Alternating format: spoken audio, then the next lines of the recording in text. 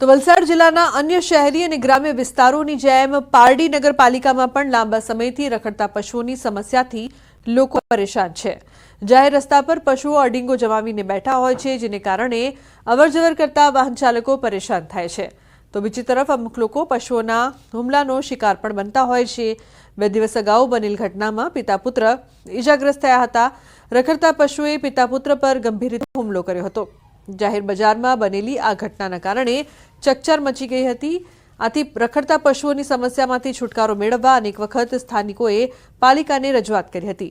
આખરે પારડી નગરપાલિકાનું ઊંઘતું તંત્ર જાગ્યું છે અને હવે શહેરમાં અડીંગો જમાવતા રખડતા પશુઓને ઝડપી પાડવા પ્રયાસો હાથ ધર્યા છે।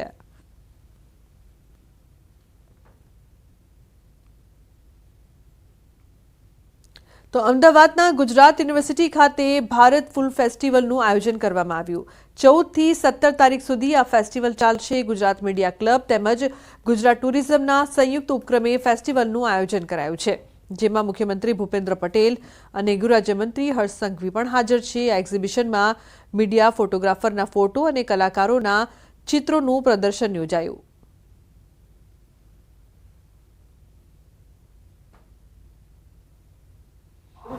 विरासत है, अपनी संस्कृति है, अपना संस्कार है। तो आपने अपना संस्कार, अपनी संस्कृति, अपनी विरासत ये बधाईने साथे राखी अने गुलामीनी मानसिकतामांथी दूर थई अने 21મી સદીમાં જન્મેલા યુવાનો જેને આપણે જેન ઝી કહીએ છીએ, એ પેઢી ગુલામીના દબાવ અને પ્રભાવથી મુક્ત હોય ये आपने सुनिश्चित करी અને આપણે સૌ સાથે મળીને આગળ વધીએ। એના ઇતિહાસને, એની સંસ્કૃતિને રક્ષણ કરનાર અને ભવિષ્યનું ગુજરાતને બનાવનાર સૌ યુવા સાથી, એવા સૌ વિચાર શૈલીવાળા લોકોનો આ એક સંગમ છે અને આ એક પ્રયાસ, એ એક ઉત્તમ પ્રયાસ છે અને આવા જ પ્રયાસો થકી આપણે આપણી સંસ્કૃતિની જાળવણી બી કરી શકીએ છીએ અને આપણું ભવિષ્યનું ચિંતન બી સાથે મળીને કરી શકીએ છીએ। આણંદની પાલિકા સંચાલિત ટાઉન હોલમાં હાલ રિનોવેશન અને ફાયર સેફટી અંતર્ગત કામકાજ ચાલી રહ્યું છે, જેના કારણે આણંદનો 40 વર્ષ જૂનો ટાઉન હોલ હાલ બંધ છે, જેના કારણે આણંદ, કરમસદ અને વિદ્યાનગરમાં કાર્યરત શૈક્ષણિક, સામાજિક અને ધાર્મિક સંસ્થાઓ તેમજ અલગ અલગ જ્ઞાતિના લોકોને કાર્યક્રમો માટે મોંઘા ખાનગી હોલ અને પાર્ટી પ્લોટ ભાડે રાખવા પડે છે, જે ખર્ચાળ સાબિત થાય છે। જેથી હોલ જલ્દીથી શરૂ થાય તેવી લોકો માંગ કરી રહ્યા છે। તો આ તરફ એવી પણ ચર્ચા થઈ રહી છે કે આણંદ ટાઉન હોલ આટલા વર્ષો સુધી ફાયર સેફટીની સુવિધા વગર કાર્યરત રહ્યો અને કોઈ દુર્ઘટના નથી સર્જાઈ, તે આણંદના શહેરીજનોનું સદભાગ્ય કહેવાય। પરંતુ છેવટે ફાયર સેફટીની સુવિધા માટે આ હોલ થોડા દિવસો માટે બંધ કરાયો છે।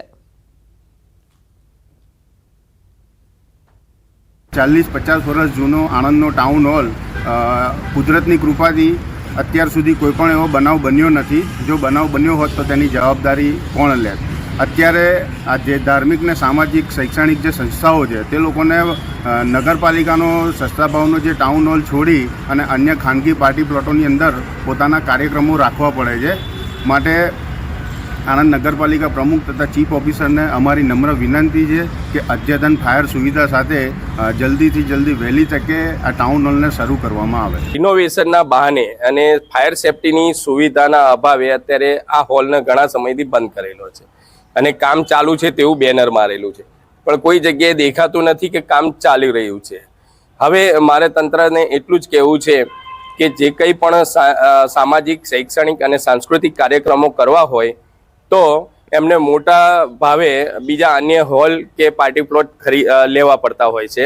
આ એટલા માટે નગરપાલિકાએ ટેમ્પરરી ફાયર સુવિધા ઊભી કરી અને લોકોને આ ફરીવાર ઉપયોગમાં લઈ શકાય, લોકોનો લાભ લઈ શકાય એ માટેનું આયોજન કરેલ છે। વધારેમાં વધારે 10 થી 15 દિવસમાં આ કામ પૂર્ણ થઈ જશે અને ટાઉન હોલ શરૂ થઈ જશે।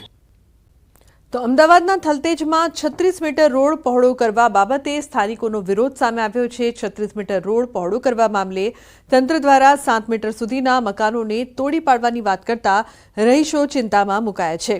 મહત્વનું છે કે થલતેજ વિસ્તારમાં મેટ્રો રેલની નજીક આવેલા 2 ફ્લેટને તોડી પડાયા બાદ આ રોડ 36 મીટર પહોળો કરવામાં આવશે, જેથી ટ્રાફિકની કામગીરીમાં મોટો ફાયદો થશે, પરંતુ કાગળ પરની આ વાતને કારણે રહીશો ચિંતામાં મુકાયા છે, જેને લઈને થલતેજના અભિક્રમ એપાર્ટમેન્ટના લોકોએ અમદાવાદ મહાનગરપાલિકાને એક વાંધા અરજી આપી છે, જેમાં ઉલ્લેખ કર્યો છે કે તેમના મકાન આંશિક નહીં પરંતુ પૂરેપૂરા તોડી પાડવામાં આવે। સ્થાનિકોના કહેવા પ્રમાણે મિલકતોની કપાત કરી માત્ર 7.5 મીટર રોડ પહોળો કરતા કુલ 188 મિલકતને અસર થશે, જેમાં મકાનના બાથરૂમ, ટોયલેટ અને ડ્રોઈંગ રૂમ કપાઈ જશે।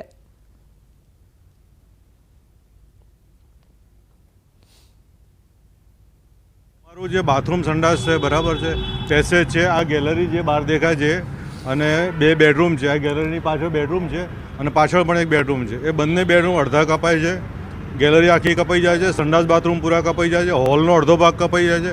ટૂંકમાં 30% મકાન છે અને રહેવા લાયક રહેશે, એમાં ફક્ત હોલ અને કિચન જ મળશે। અમને એટલી જ વિનંતી છે કે તમે જ્યારે 36 મીટરનો રોડ પૂરો તમે પ્લાનમાં પાસ કર્યો છે તો એ જ મુજબ તમે અત્યારે આગળ વધો અને આ બધા અત્યારે રેડી છે। વિકાસના કામમાં કોઈ આડે આવવા તૈયાર નથી કે ભાઈ અમે આનો વિરોધ કરીએ। અમારો વિરોધ એટલો છે કે આંશિક કપાતમાં અમે લોકો તૈયાર નથી। તમે પૂરેપૂરો ફ્લેટ તમે કપાતમાં લઈ લો અને એનું યોગ્ય વળતર અમને લોકોને આપો। ગયા વર્ષે જુલાઈમાં પણ અમને નોટિસ આપી હતી કે તમે તમારે જે રીતે તમારો વિચાર હોય એ રીતે અમને જણાવો। અમે નોટિસો થ્રુ ઓગસ્ટમાં બધા જવાબ પણ આપ્યા હતા કે અમે 36 મીટર કાપે તો અમે બધી રીતે તૈયાર છીએ, પણ આંશિક રીતે તૈયાર નથી। એ વાતને પણ 1.5 વર્ષ થયું, ફરીથી એ જ પ્રશ્ન આવ્યો છે, ત્યારે પણ એ લોકો આંશિક જ કાપે છે। એટલે અમારો તો એક જ જે કે તમે કાપવું હોય તો 36 મીટર કાપો। અમદાવાદના થલતેજ મેટ્રો સ્ટેશનનો 36 મીટરનો રોડ છે તે ખાલી થશે અને ત્યારબાદ ખાસ કરીને લોકોને સુવિધા મળશે, પરંતુ હાલ પૂરતું તો આપ જોઈ રહ્યા છો કે જે અભિક્રમ એપાર્ટમેન્ટના લોકો છે એક સાથે એકત્ર થયેલા છે। અને સૌથી પહેલાં આપને આ નિશાન બતાવી દઉં, આ જે એરો જે દોરેલો છે ત્યાંથી આખું મકાન છે લોકોનું તૂટી જશે। આપ ઉપર જુઓ તો 3-4 માળનું ફ્લેટ છે અને આ ફ્લેટમાંથી અડધું મકાન છે તે લોકોનું જતું રહેશે, 70% મકાન તે જતું રહેશે। તેની સાથે આપ જુઓ તો અહીં જે ખાસ કરીને મકાન જે જગ્યા ઉપર ઊભું છે અને જે પિલર છે એક બાજુનું એ પિલર પણ અહીં તૂટી જશે।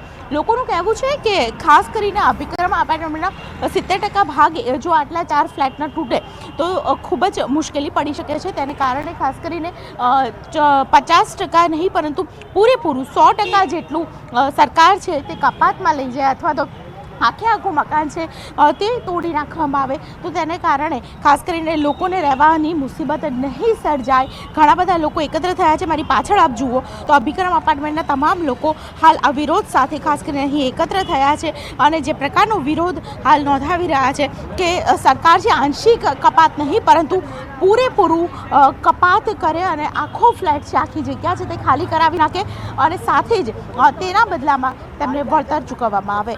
કેમેરા પર્સન અમિત શર્મા સાથે દીપિકા કુમાર, ન્યૂઝ 18 ગુજરાતી, અમદાવાદ। તો ગીર સોમનાથ જિલ્લામાં દેશી ગોળના રાબડા ધમધમતા થયા છે। મોટા પ્રમાણમાં